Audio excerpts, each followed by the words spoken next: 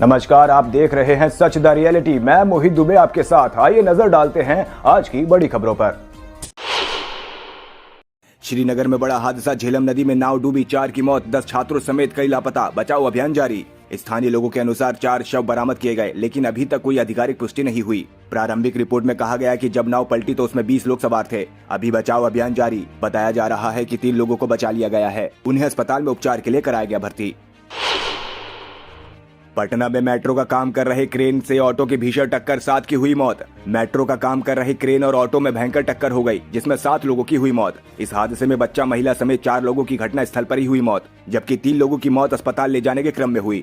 Auto में 8 लोग सवार थे। घटना कंकड़बाग थाना क्षेत्र के न्यू बाईपास की। पतंजलि के भ्रामक विज्ञापन मामले में 23 को होगी सुनवाई। बाबा रामदेव और आचार्य बालकृष्ण रहेंगे मौजूद।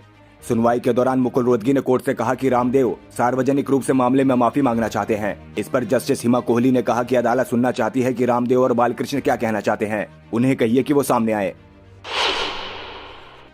यूपी की 2 सीटों पर उम्मीदवारों का ऐलान। केसरगंज सीट पर नहीं खोले पत्ते, ब्रजभूषण पर फंसा पेच। लोकसभा चुनाव के लिए भारतीय जनता पार्टी ने प्रत्याशियों की 12वीं सूची की जारी। इस लिस्ट में यूपी के देवरिया और फिरोजाबाद सीट से मौजूदा सांसदों के टिकट काटे गए। उनकी जगह नए चेहरों पर पार्टी ने लगाया दांव। केसरगंज सीट पर अभी प्रत्याशी का नाम का ऐलान नहीं हुआ। सांसद ब्रजभूषण सिंह पर अभी भी पेच फंसा। नवगीत के पुरोधा माहेश्वर तिवारी का निधन, लंबे समय से चल रहे थे अस्वस्थ, साहित्यकारों ने जताया शोक।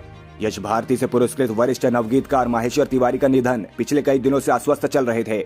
मंगलवार सुबह गौर ग्रेसियस स्थित अपने आवास पर उन्होंने ली अंतिम सांस। उनके निधन पर मुरादाबाद व देश भर के साहित्यकारों ने जताया दुख।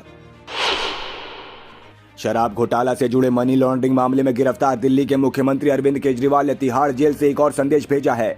उनका संदेश आम आदमी पार्टी सांसद संजय सिंह ने किया साझा। गिरफ्तार मुख्यमंत्री अरविंद केजरीवाल का जेल से भेजा हुआ संदेश पढ़ते हुए संजय सिंह ने कहा कि मेरा नाम अरविंद केजरीवाल और मैं आतंकवादी नहीं। प्रधानमंत्री और उनकी 10 साल की सरकार ने देश के लिए कुछ नहीं किया। आगे उन्होंने कहा कि आजादी के बाद देश का सबसे बड़ा घोटाला चुनावी बॉन्ड, जिसके जरिए भाजपा को रिश्वत दी गई, उसके पक्ष में देश के प्रधानमंत्री खड़े हैं।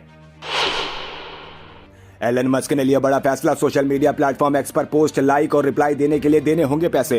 एलन मस्क का मानना कि फीस लगाने के बाद बॉट और फेक अकाउंट से होने वाले पोस्ट में आएगी कमी, क्योंकि कोई भी नया अकाउंट बनाकर किसी के भी पक्ष में कर रहा है पोस्ट। एलन मस्क ने कहा कि बॉट को रोकने का मात्र यही एक तरीका। भाजपा ने जारी की एक और लिस्ट। भटिंडा से पूर्व महिला अधिकारी को बनाया प्रत्याशी। लोकसभा चुनाव के लिए बीजेपी ने अपने उम्मीदवारों की 12वीं सूची की जारी। इस सूची में महाराष्ट्र, पंजाब, पश्चिम बंगाल और उत्तर प्रदेश में उम्मीदवारों के नाम शामिल। अब तक भाजपा ने राज्य चुनाव के लिए 133 उम्मीदवारों के नाम किए घोषित।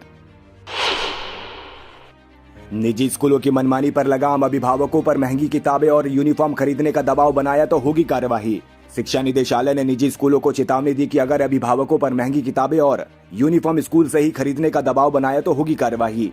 अभिभावकों की शिकायतों को लेकर शिक्षा निदेशालय ने प्रधानाचार्य को परिपत्र किया जारी। साथ ही कहा कि सभी स्कूलों को निदेशालय के नियमों का सख्ती से पालन करना होगा।